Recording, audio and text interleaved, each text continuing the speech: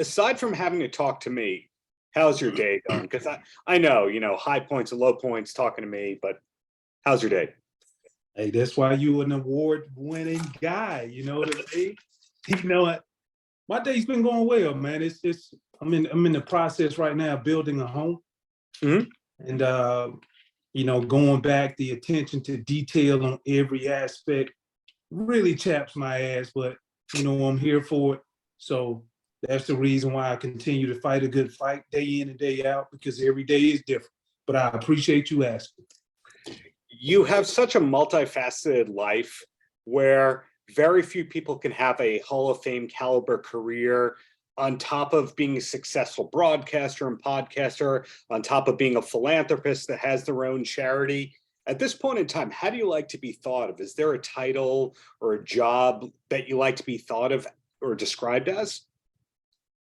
I'm a Renaissance man.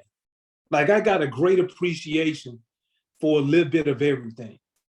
Most times, I grew up in a small town, Sandersville, Georgia. Shout out to everybody back in Waco. But, what I really can appreciate is just seeing different cultures, how people react to certain situations, seeing how people grow up and how they value different things.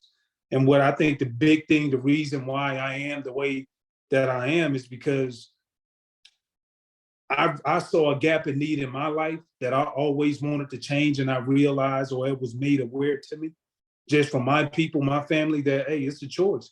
You can get whatever you want. It just all depends on what you're willing to give up. And that was the attitude, that was the mentality. So for me, that's why I have such a great appreciation for, I understand the way that rural people think, coming from small towns. I understand the way that people come from bigger cities, Macon, Augusta. You look at Atlanta, even bigger cities like New York, like that's a melting pot of people. Even Barcelona, London, spent time there. So well versed in a lot of different areas, my friend. Of course you are. And when it comes to your career, I really admire how you reinvented yourself as a broadcaster. And by that, I mean, when I was growing up as a NFL fan as a kid, you were just a football player, a star football player. You were a football player. Your number was the number that you went for the rest of your life. You went by. Yeah.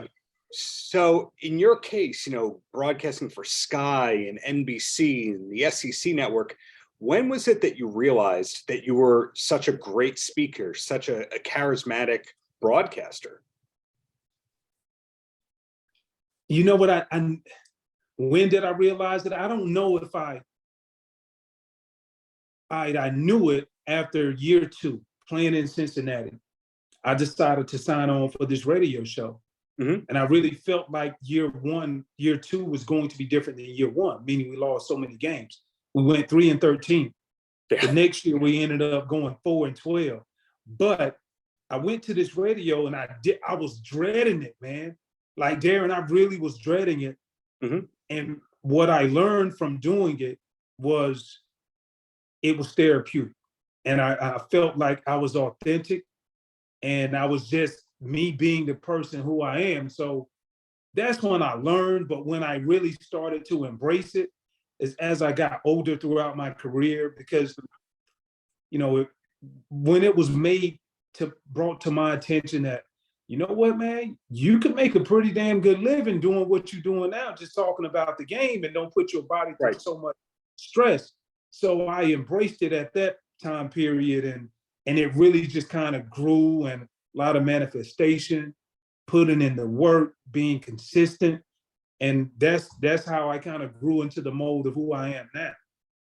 When they gave you that first radio appearance opportunity, was it because everyone else said no, or somebody was pranking you or setting you up? Or was it the opposite, where somebody saw the potential in you and went, you should try this? It was, the potential came through as translated. It was, I really appreciate the story. Like, I never heard that perspective. And then that word perspective kept coming around. And for me, I didn't look at it that way. It was simply just sharing the way that I saw it, which is also perspective. And to make it relatable for somebody who goes into a work office and put in 8 hours a day compared to somebody who goes and put 8 hours in at an athletic facility. So the relatability for sure just kind of bridged and married everything, well, both of those together. Right. Well, the podcast is happening. The first time you podcasted was 2019, correct? Yep, 2019. Yeah, we started Okay. it. We started in 2019, and there was a few months right before COVID. We started it during the football season, and I was like, you know what, I got something to say, and I just want to say it. So myself, Tutan Reyes, good close friend of mine, my business partner, we were like, man, let's do it, and let's commit to it. And so we did it, and the pandemic happened, and it was like, wow, so now what? Because it was gaining traction. So we had to reinvent the wheel when it comes to understanding how people consume their information, where do they want to consume it, and what do they really enjoy hearing. And so that was the reason why Behind the Mask podcast was created, because we knew we had a very good niche at being able to share untold stories, unfiltered, that come around or just that were created inside of the locker room. And also just talking about familyhood, business ventures, social issues, real talk, as if people were just listening to us talk as if we're just in the locker room. Yeah, I admire that also, that you were talking about a variety of topics in your everyday life, in your real life, and not just football. The average person thinks that football players just talk about football, but isn't the reality that you talk about 1% or less of football and all your time with other football players? You talk about everything except football? Yeah, and that's the hidden jewel. Yeah. That when people tune in, it's like, wow, I thought it was going to be just ball. Like, listen, I love ball just as much as anybody. Yeah. But like, we everyday people too. Like, the same way you get up and you don't feel like getting up, putting your pants on, and like, I don't want to wear this, because we go through the same stuff every day. And so that's what we try to make sure is communicated.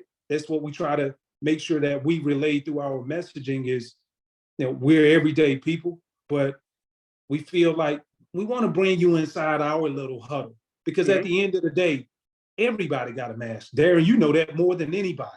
Everybody has a mask on, and it's up to a friend or somebody who's close to get close to them and say, you know what, let's pull down the mask and see who you really are. What are you really going through? And then maybe not only will you help yourself, therapeutic, just talking it out, but you can help somebody else just with your perspective. And so that's how it really kind of came together, how we serve it each and every time. Another thing about you, you said Renaissance man up top, and you were not kidding. You have an MBA. Most people I know don't have an MBA. Was that one of the harder things that you had to do, one of the bigger challenges in your life? I wouldn't say it was tough going back. Once I got into the groove, I realized this is where I was supposed to be. And that really started from taking advantage of some of the programs that the NFL offered while I was still playing in the game. I had to write letters to be accepted to go into the business school of Wharton. Yeah. To take executive education classes. So I was so interested, and I felt like, I walked in with my cup empty, but when I came out, I had some knowledge in it. Wasn't full. So for me, it was like, all right, let me see, can I find another way to take another one? So then I went to Wharton. Then after I left Wharton, I felt like it was 3/4 full. So then I went to Stanford and took some executive education classes there. And so for me, that led me going back to school. And then, so me and a couple of my homeboys, we all talked about it. So we challenged each other and we all went back. And it was a very, enlightening process, just because it was things that you went through in life that was very applicable to not only what you were taught, but like just, when you're older, you go through business deals and you start to see why certain things matter, how versus using QuickBooks and to rely on QuickBooks, how can you make a T-chart and be able to group all of your expenses and make sure that everything balances up to where you are QuickBooks versus then you needing QuickBooks, So, understanding all of that, man, it was a great, great insight, great opportunity. I'd have to imagine that your professional goals have evolved in recent years, having an MBA, broadcasting on your own terms as a broadcaster, broadcasting for major organizations, making appearances, having these business deals.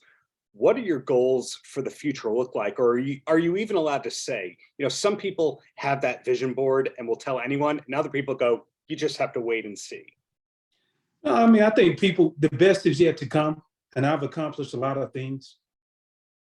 The biggest thing that I would want people to know is, versus me, I went back to school to understand business and to see how it's constructed. So now I'm perfecting business on an everyday level, every day.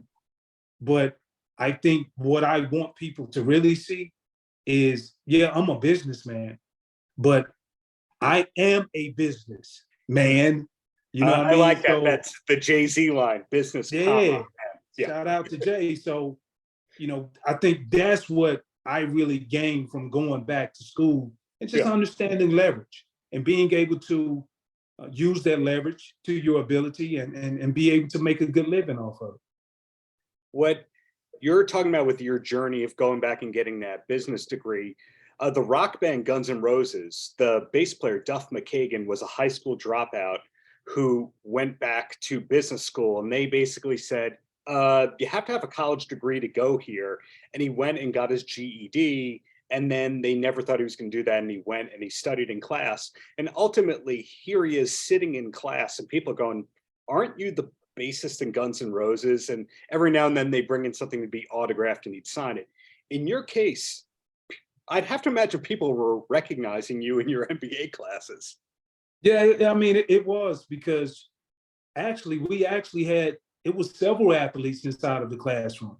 It was another program that was started, but the cool thing was to be able to walk on campus, and took it at the University of Miami, the U, and you see actual football players. If you're in the analyst or, if you're a broadcast analyst, you see the guys and they look at you and like, man, what you doing here? I'm like, the same reason you here. I'm getting my degree, MBA. So that was cool. And then you meet, you go to the little mixers, you do case studies, and you have people to come in and present, okay, this is how I started my business. I was faced with these two options. I'm gonna come back and one day you guys tell me which one did I take and why did you take it? That was priceless. So I just took all of that and just made it applicable to my life. Well, the last question I have for you, because you've been so generous with your time, is everyone knows the best podcast in the world is Behind the Mask, obviously. Yeah. But do you have a podcast or a TV show that you can recommend to people besides Behind the Mask, to people looking for a new show or series to dig into? I don't look at much TV. It's intentional if I do, and that's just straight for entertainment. You know what I like? I like to do a lot of reading. And this book, it's a few books that I would recommend. You definitely can pick up my photography coffee table book, Behind the Mask.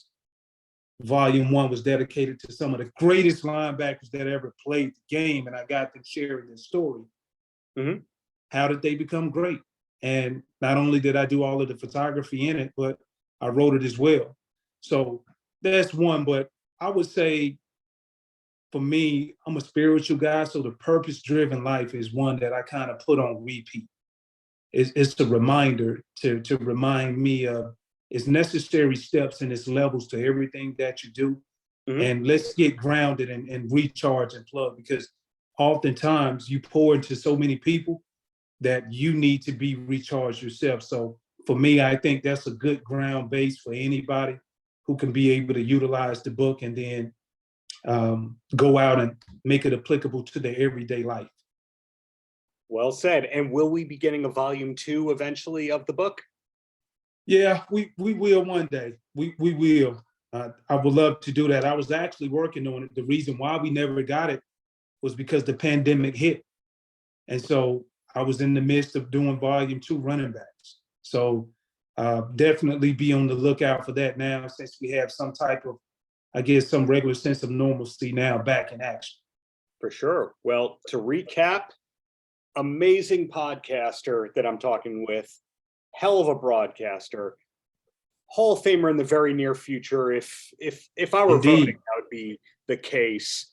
Philanthropist, MBA. Yeah, it just never ends with you. So I'm looking forward to whatever's to come from you in the near future. And thank you for your time. Darren, I appreciate you, man. Thank you. Paltrow.